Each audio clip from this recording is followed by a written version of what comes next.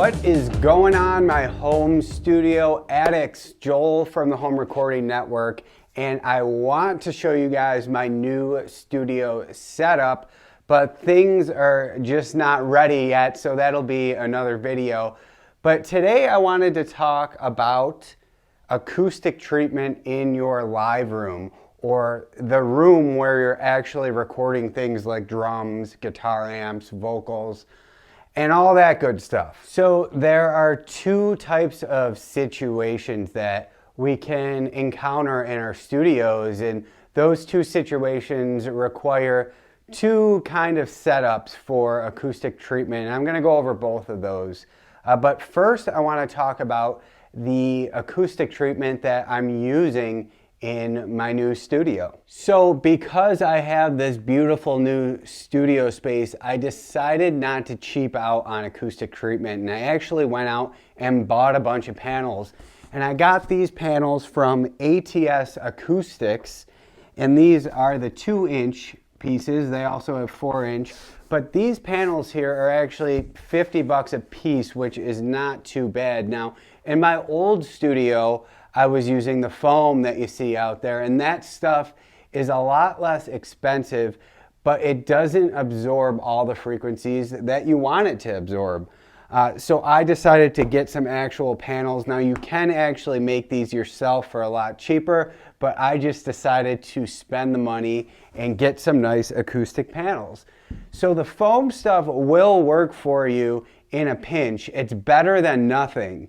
So if you don't have the money to go out and spend 50 bucks on a panel, or you don't want to take the time to build your own, I mean, the foam stuff is okay. It got me by for many years.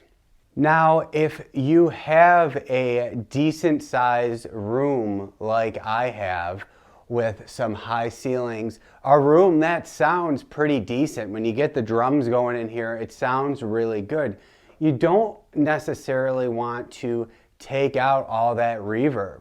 So I haven't really put too many panels up in here. I think I got maybe 15 in the whole room, because I want to maintain some of that room ambience when I'm recording. This room sounds good. I don't want to completely deaden it by throwing panels up everywhere. So if you can see, I've kind of put my panels up maybe 1.5 feet apart, just around the whole room.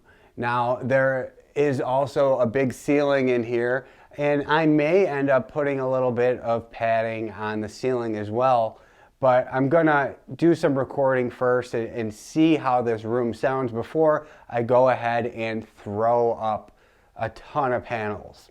So like I said, if your room sounds decent like mine does, you might not want to put up so much acoustic treatment in the room that you're actually recording. Your mixing room is completely different, and I'll make a whole separate video on that.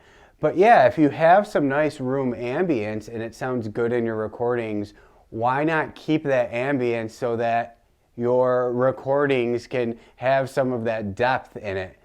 Now, the other situation that you could deal with is a small room, which is what I had in my old studio. I had very low ceilings in my old studio because it was in the basement of my house, and they were pretty small rooms. So in that case, your room is going to sound awful. A small room isn't going to have any of that big reverb or ambience that you like. In that case, I would actually go ahead and put as much acoustic treatment up in the room as I possibly could, which is what I did in my last space. I even put treatment on the ceilings because of this awful, horrible sounding small room.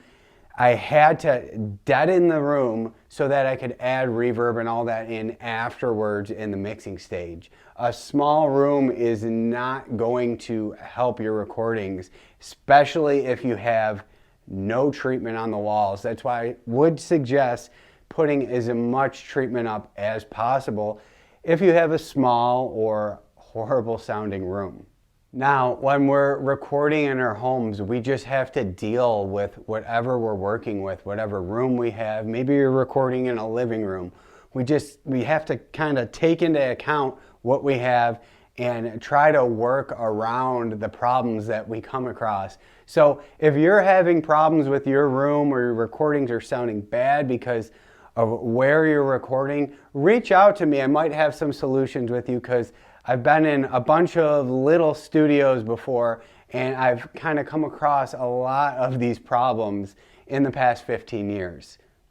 Guys, thanks for watching. Make sure to download your free Ultimate Home Studio Mix Guide. I made this for you guys so you could start getting your mixes sounding better. There's a lot of great information in there.